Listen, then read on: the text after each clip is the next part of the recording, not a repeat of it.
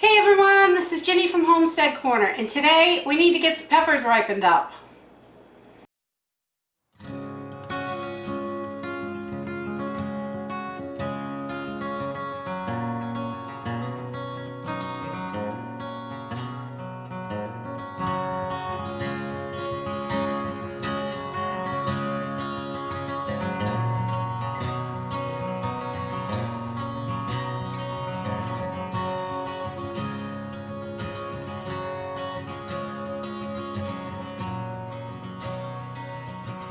So our greenhouse was doing really well, everything was growing really good, but we were pretty far behind because the season's been quite weird. So we have all of these cayenne peppers, but they're green. We've had frost the last couple of nights, and it's been a pretty hard frost, and it actually killed a couple of the leaves on one of the plants and in our pepper greenhouse. And so we had to clean it out and get all the peppers out because we don't want to lose them.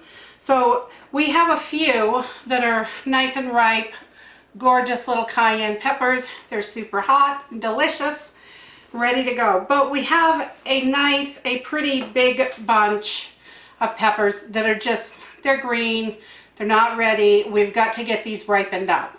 So it's a really simple process, and we can get these ripened and dry them all in one fell swoop, which is nice. So I'm just taking embroidery floss. I've got embroidery floss here, and this is tea dyed. It looks a little funky because I do primitive crafts, so it's been soaked in coffee and it's ugly, but that's okay. We're not putting it through the pepper part. I'm going to take my peppers, and we're going to go take, I have an embroidery needle with a big hole, so it will take the thread, and I'm going to go right through the cap of the pepper, and we'll just pull that right on. And we're just going to string these. And you know, off-grid, this is a perfect way to do this. If you have a dehydrator, you could let them ripen up and then throw them in the dehydrator if you wanted to. But I really am all about doing it naturally if possible. And this is pretty quick and simple. I can just hang these and they will ripen and they will dry all at the same time. And then I will have my peppers dried. I can grind them up or do whatever it is that I want to do with them, so we can store them for the winter and we'll have plenty of nice hot peppers. Cayenne pepper is so good for you, and it is just wonderful. Keep that blood pumping. And this really is as difficult as it is. We've got these, and we're just going to string these up. And as they hang, I don't like to hang them in the living room, or we have a herb board, herb hanger in the hallway that I use. It's just a stick with a bunch of nails in it, and nothing fancy. It's all about efficiency and easy here. We like simple. I love simple. There's no sense to complicate stuff if you don't have to. So just hanging these on a string is perfect.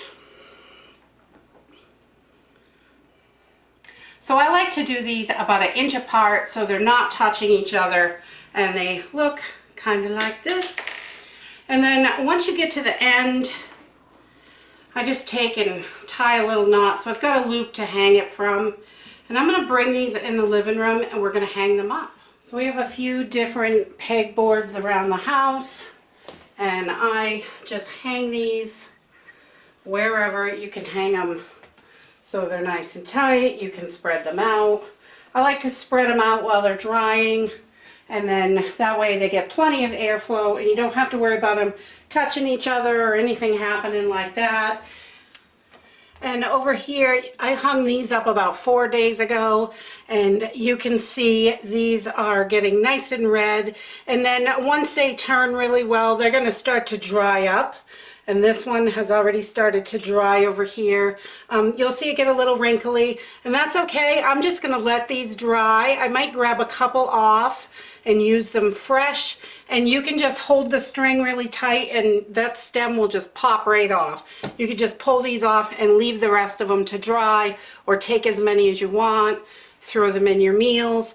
It's super easy. This is how they did it years and years ago, and it is the simplest way to do it that I found, and I like it. Works great. No electricity, no matter what, I can dry peppers. If you like this video, give us a thumbs up, subscribe. We'll see you in the next video. Bye!